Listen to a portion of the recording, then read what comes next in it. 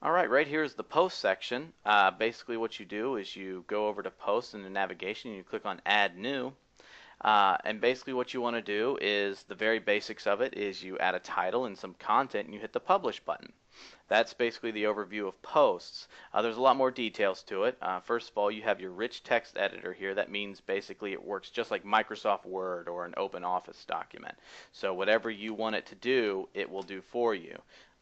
Such as if you want to hit bold, you don't have to know the HTML behind it. You just click the bold button and there you go. And the same thing applies if you want to do italics or strike through. It'll do it all for you. If you prefer to work in HTML, there's a tab over here that you can use to work in HTML. But if you want to just stick with a visual editor, you can just stick right there. And it has all the standard options: bulleted text, lists, block quotes, the left and right adjustment, and ability to add links, and also spell checking. Spell checking is kind of slow in WordPress. You might just want to stick with the spell checker that your browser provides, and just about all of them provide one.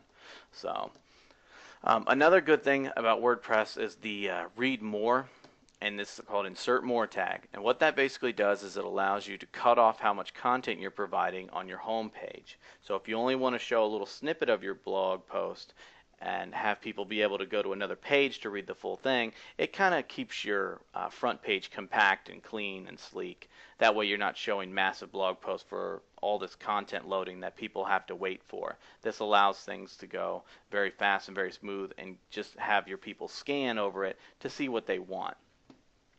Another valuable tool that a lot of people don't really use is the full screen mode. You click on this and this will put everything into your full screen. So if you have a tendency to write long blog posts, or you have a tendency to edit things in a very stylistic way and you want to see what it all looks like, you can use this full screen option. So don't forget that that's there. It's a very useful thing.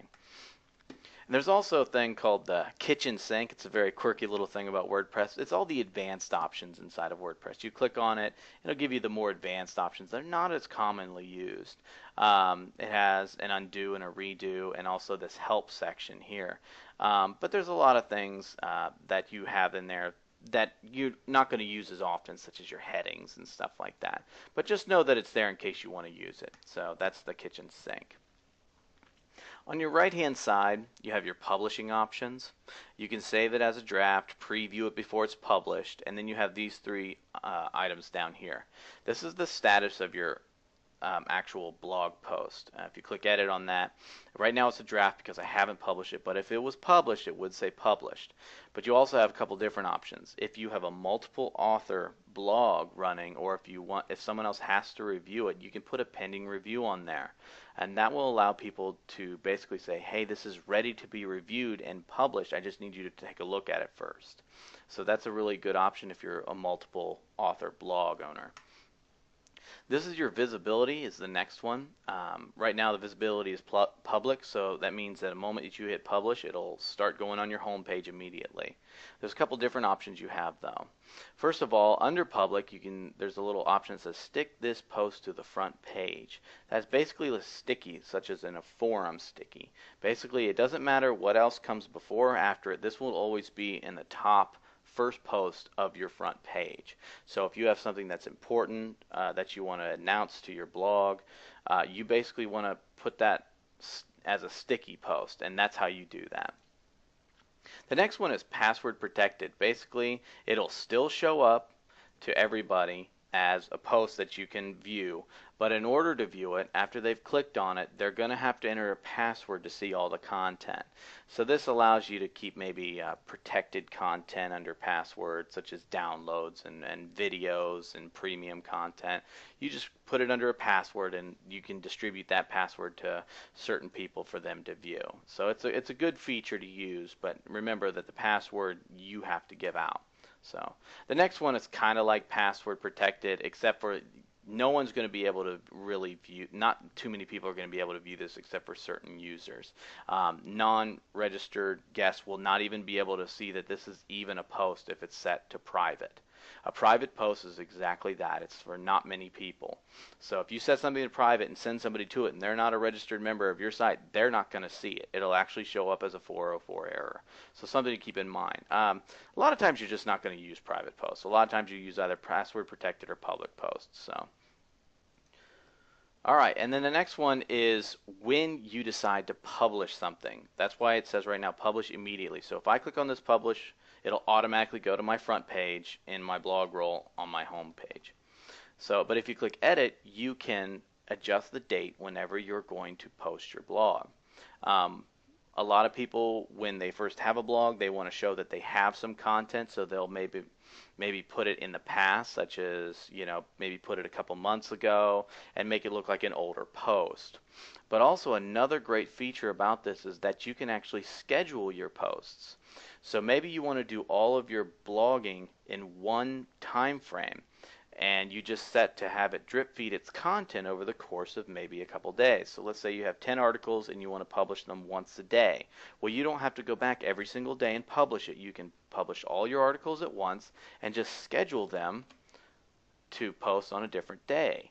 So basically this one I want to maybe schedule for the 9th, so I want this to go tomorrow. So I click OK, and it actually says schedule for, and this changes the schedule.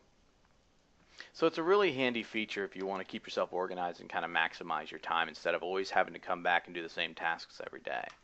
So down here, next option is the post tags. Basically, these are little keywords that you want to put in there to kind of let people know what your individual post is about. If it's about the iPhone, you want to put iPhone in there. If it's about money, you want to put money in there.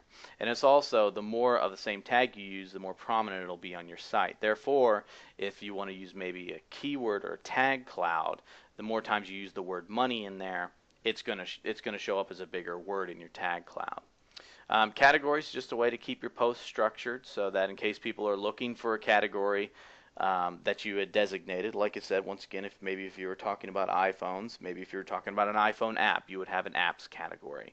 And that way people always, that maybe you always want to read your blog, but really want to read more about, let's say, the iPhone apps, they're going to go to the apps category. Down here is a couple of optional things. These are not required when you are posting, but it's something that maybe some themes use or maybe some plugins use, so just kind of keep it in mind whenever you're using that. So an excerpt is basically a summary of what your post is about, kind of like the stuff that's above your read more link. Some themes use it, some themes don't. Try it out with your theme and find out, so you're not writing excerpts for no reason. Trackbacks, don't worry about that too much. It's not something that's really used that much. Custom fields, what you want to do is that's something that's also can be used by themes and plugins, but if it's not used, then don't even worry about it. So basically you can say, videos I'm watching, happy feed. And that basically, it'll show up in your theme. It can tell you your mood sometimes and stuff like that through a custom field. And also down here at the bottom is discussion. This is the different things that will allow collaboration across your blog. Comments, basically, if you want people to be able to comment on the blog post, you just allow the comments. Allow trackbacks and pingbacks. Basically what that is that whenever somebody links to you, it'll notify the other blogs whenever you're, posting an update or something along those lines, and blogs will also let you know when they're linking to you. So, but if you don't want to allow that kind of stuff for different privacy reasons and stuff like that, you can just simply uncheck them. And that about does it for posts. Basically, there's a couple more advanced options that we'll cover later on in other videos, but this pretty much does it for adding a post.